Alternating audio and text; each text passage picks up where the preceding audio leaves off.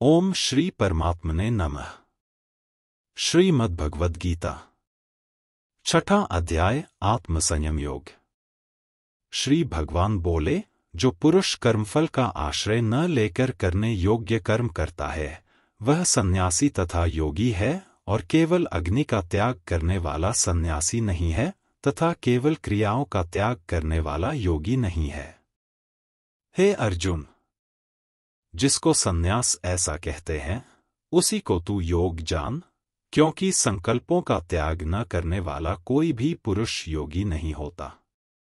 योग में आरूढ़ होने की इच्छा वाले मननशील पुरुष के लिए योग की प्राप्ति में निष्काम भाव से कर्म करना ही हेतु कहा जाता है, और योगारूढ़ हो जाने पर उस योगारूढ़ पुरुष का जो सर्व संकल्पों का अभाव है वही कल्याण में हेतु कहा जाता है।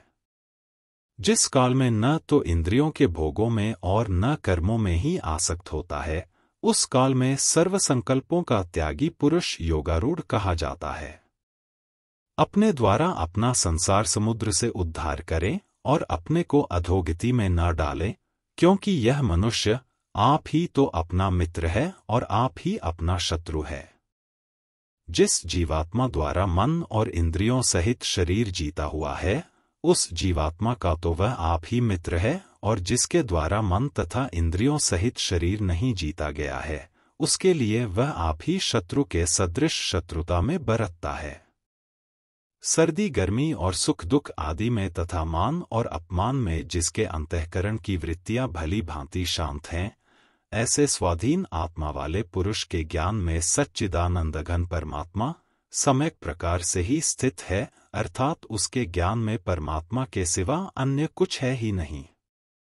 जिसका अंतःकरण ज्ञान विज्ञान से तृप्त है, जिसकी स्थिति विकार रहित है, जिसकी इंद्रियां भली भांति जीती हुई हैं और जिसके लिए मिट्टी, पत्थर और सुवर्ण समान हैं, वह योगी युक्त अर्थात भगवत प्राप्त है, ऐसा कहा जाता है।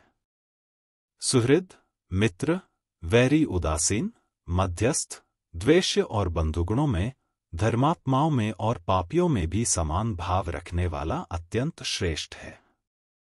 मन और इंद्रियों सहित शरीर को वश में रखने वाला, आशारहित और संग्रहरहित योगी अकेला ही एकांत स्थान में स्थित होकर आत्मा को निरंतर परमात्मा लगावे।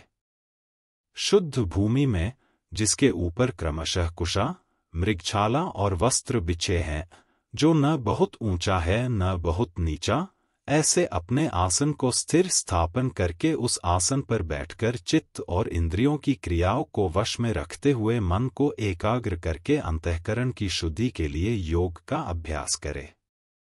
काया, सिर और गले को समान एवं अचल धारण करके और स्थिर होकर अपनी नासिका के अग्रभाग पर दृष्टि जमाकर अन्य दिशाओं को न देखता हुआ ब्रह्मचारी के व्रत में स्थित, भयरहित तथा भली भांति शांत अंतःकरण वाला सावधान योगी मन को रोककर मुझ में चित्त वाला और मेरे परायण होकर स्थित होवे।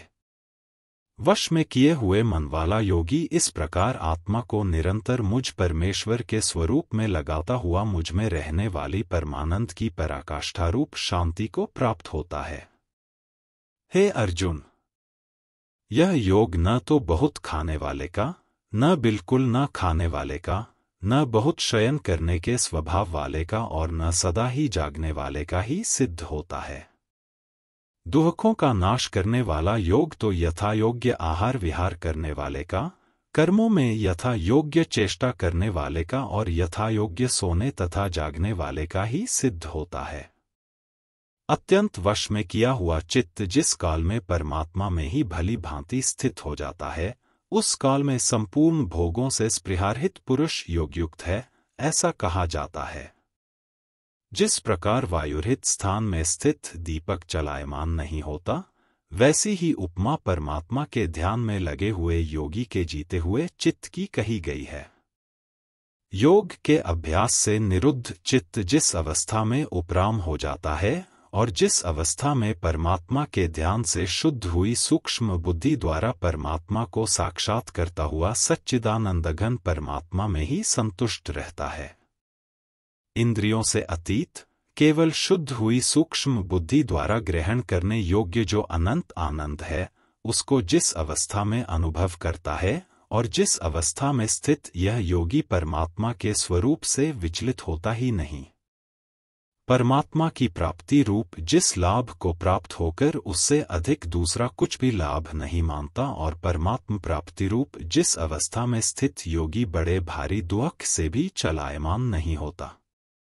जो दुख रूप संसार के संयोग से रहित है तथा जिसका नाम योग है, उसको जानना चाहिए।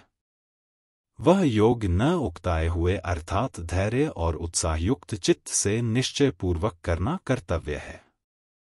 संकल्प से उत्पन्न होने वाली संपूर्ण कामनाओं को निःशेष रूप से त्याग कर और मन के द्वारा इंद्रियों के समुदाय को सभी ओर से भली भांति रोककर क्रमक्रम से अभ्यास करता हुआ उपरति को प्राप्त हो तथा धैर्ययुक्त बुद्धि के द्वारा मन को परमात्मा में स्थित करके परमात्मा के सिवा और कुछ चिंतन न करे। यह स्थिर न रहने वाला और चंचल मन जिस जिस शब्दादि विषय के निमित्त से संसार में विचरता है, उस विषय से रोककर यानी हटाकर इसे बार बार परमात्मा में ही निरुद्ध करे। क्योंकि जिसका मन भली प्रकार शांत है, जो पाप से रहित है और जिसका रजोगुण शांत हो गया है, ऐसे इस सच्चिदानंदघन ब्रह्मा के साथ एक ही भाव हुए योगी को उत्तम आनंद प्राप्त होता है। वह पाप रहित योगी इस प्रकार निरंतर आत्मा को परमात्मा में लगाता हुआ सुखपूर्वक पर ब्रह्म परमात्मा की प्राप्ति रूप अनंत आनंद का अनुभव करता है। सर्वव्यापी अनंत चेतन में एक ही भाव से स्थिति रूप योग से युक्त आत्मा वाला तथा सब में संभाव से देखने वाला योगी आत्मा को संपूर्ण भूतों में स्थित और संपूर्ण भूतों को आत्मा में कल्पित देखता है। जो पुरुष संपूर्ण भूतों में सबके आत्मरूप मुझ वासुदेव को ही व्यापक देखता है और संपूर्ण भूतों को मुझ वासुदेव के अंतर्गत देखता है, उसके लिए मैं अदृश्य नहीं होता और वह मेरे लिए अदृश्य नहीं होता। जो पुरुष एक ही भाव में स्थित होकर संपूर्ण भूतों में आत्मरूप से स्थित मुझ सच्चिदानंदघन वासुदेव को भजता है, वह योगी सब प्रकार से बरतता हुआ भी मुझ में ही बरतता है। हे अर्जुन, जो योगी अपनी भांति संपूर्ण भूतों में सम देखता है और सुख अथवा दुख को भी सब में सम देखता है, वह योगी परम श्रेष्ठ माना गया है। अर्जुन बोले, हे मधुसूदन, जो यह योग आपने संभाव से कहा है, मन के चंचल होने से मैं इसकी नित्य स्थिति को नहीं देखता हूं। क्योंकि हे श्री कृष्ण, यह मन बड़ा चंचल प्रमथन स्वभाव वाला, बड़ा दृढ़ और बलवान है। इसलिए उसका वश में करना मैं वायु को रोकने की भांति अत्यंत दुष्कर मानता हूं। श्री भगवान बोले, हे महाबाहो, निसंदेह मन चंचल और कठिनता से वश में होने वाला है, परंतु हे कुंती पुत्र अर्जुन, यह अभ्यास और वैराग्य से वश में होता है। जिसका मन वश में किया हुआ नहीं है, ऐसे पुरुष द्वारा योग दुष्प्राप्य है और वश में किए हुए मन वाले प्रयत्नशील पुरुष द्वारा साधन से उसका प्राप्त होना सहज है, यह मेरा मत है। अर्जुन बोले, हे श्री कृष्ण, जो योग में श्रद्धा रखने वाला है किंतु संयमी नहीं है, इस कारण जिसका मन अंतकाल में योग से विचलित हो गया है, ऐसा साधक योग की सिद्धि को अर्थात भगवत साक्षात्कार को न प्राप्त होकर किस गति को प्राप्त होता है। हे महाबाहो, क्या वह भगवत प्राप्ति के मार्ग में मोहित और आश्रय रहित पुरुष छिन्न भिन्न बादल की भांति दोनों ओर से भ्रष्ट होकर नष्ट तो नहीं हो जाता? हे श्री कृष्ण, मेरे इस संशय को संपूर्ण रूप से छेदन करने के लिए आप ही योग्य हैं, क्योंकि आपके सिवा दूसरा इस संशय का छेदन करने वाला मिलना संभव नहीं है।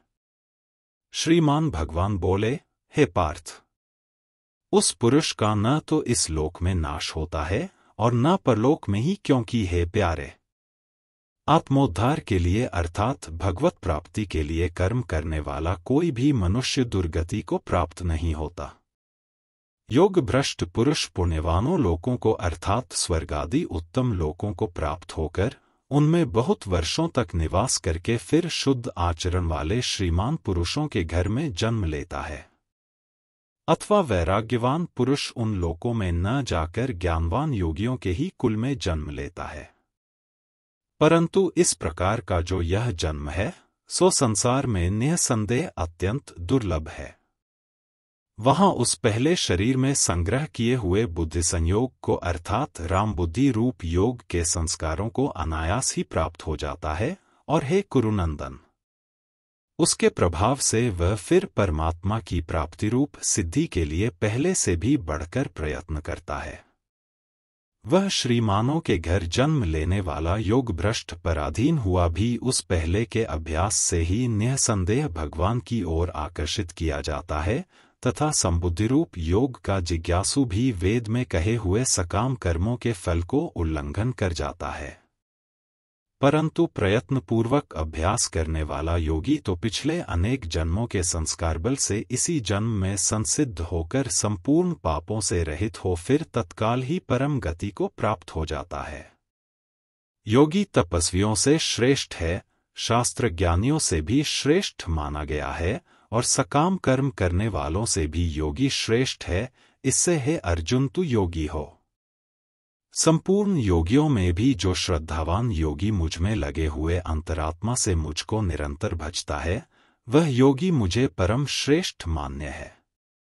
इस प्रकार उपनिषद, ब्रह्म विद्या तथा योग शास्त्र रूप श्रीमद् भगवद गीता के श्री कृष्ण अर्जुन संवाद में आत्मसंयम योग नामक 6वां अध्याय संपूर्ण हुआ।